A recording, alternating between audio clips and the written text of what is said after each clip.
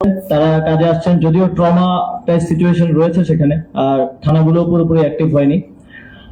যেহেতু school college খুলে যাচ্ছে, স্কুল কলেজে যারা শিক্ষার্থী আপনাদের সাথে কাজ করেছেন তারা স্কুল কলেজে ফিরে যাবেন, কিন্তু বিশ্ববিদ্যালয়ে আপনারা যারা আছেন যতক্ষণ পর্যন্ত ট্রাফিক সিচুয়েশন পুরোপুরি প্রশাসনের কন্ট্রোলে না আসে আপনারা তাদেরকে সহযোগিতা করবেন, এটা আপনাদের থেকে প্রত্যাশা থাকবে। এবং আমি আমার পক্ষ থেকে, যেহেতু আমি যুব ক্রীড়া মন্ত্রণালয়ের দায়িত্বে আছি, আপনারা যারা এতদিন ট্রাফিকের দায়িত্বটা পালন করে গেছেন, এটা তো অ্যাওয়ারনেসের জায়গা থেকে আপনারা করেছেন। এবং আমি মনে করি যে শিক্ষার্থীদের দায়িত্ব শুধু ট্রাফিক অ্যাওয়ারনেস তৈরি করা না, আপনাদের দায়িত্ব এই ট্রাফিকের সময়টা পার হয়ে গেলেই শেষ না। আমাদের দেশেও জনগণের মধ্যে কনসেনসাস প্রয়োজন, অ্যাওয়ারনেস প্রয়োজন, প্রতিটি ক্ষেত্রে দেশকে সুন্দরভাবে সুগঠিত করার জন্য, পুনর্গঠন করার জন্য। সেজন্য আমি যুব ক্রীড়া মন্ত্রণালয়ের অধীনে আপনাদের জন্য একটা সোশ্যাল অ্যাওয়ারনেস ট্রেনিং আয়োজন করব। ট্রাফিকের আপনাদের দায়িত্ব শেষ হওয়ার পর আপনারা সেই ট্রেনিং এ আমাদের সাথে যুক্ত হবেন, এটা আমার প্রত্যাশা থাকবে।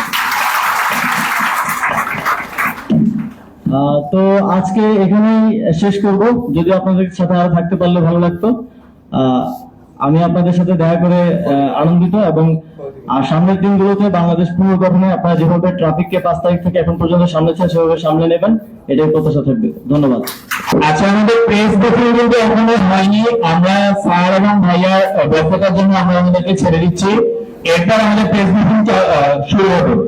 ট্রাফিকের যিনি দায়িত্বে রয়েছেন ট্রাফিক কমিশনার ঢাকা মেট্রোপলিটনের, তার সাথে কিন্তু ইতিমধ্যে তারা কথা বলছে, এবং তারা যে এর পরবর্তীতে কিভাবে ট্রাফিকে কন্ট্রোল করতে পারে, এবং এই ট্রাফিক কন্ট্রোলিং এর সাথে এই শিক্ষার্থীরা যারা রয়েছেন তারা আসলে কিভাবে তাদেরকে সাহায্য করবে, এই সকল বিষয়গুলো নিয়ে তারা কিন্তু এই মুহূর্তে ট্রাফিক কন্ট্রোলের যিনি দায়িত্বে কমিশনার রয়েছেন তার সাথে কিন্তু কথা বলছে।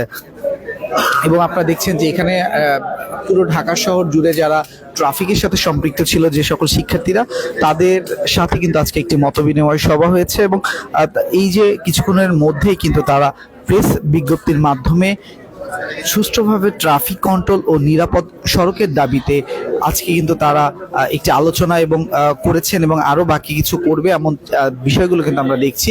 এবং আপনি কিন্তু দেখতে পাচ্ছেন যে আমরা এই মুহূর্তে রয়েছি প্রেস ক্লাবে, এবং প্রেস ক্লাবে ঠিক আজকে পূর্ব নির্ধারিত 17 জুলাই 2024 শনিবার ঠিক সময় 3:30 শুরু হওয়ার কথা থাকলেও কিন্তু কিছুটা সময় কিন্তু বিলম্ব হয়, এবং এর পরপরই কিন্তু তারা তাদের যে আজকের কার্যক্রম সেটি শুরু করে। এবং শুরু করার পরপর আমরা দেখেছি যে ট্রাফিক কন্ট্রোলের দায়িত্বে ঢাকা মেট্রোপলিটনের যিনি রয়েছেন কমিশনার, তিনি কথা বলেছেন, এবং এর পরপরই কিন্তু আসিফ মাহমুদ যিনি ক্রীড়া মন্ত্রণালয়ের দায়িত্বে ছিলেন তিনি এসে কথা বলেছেন।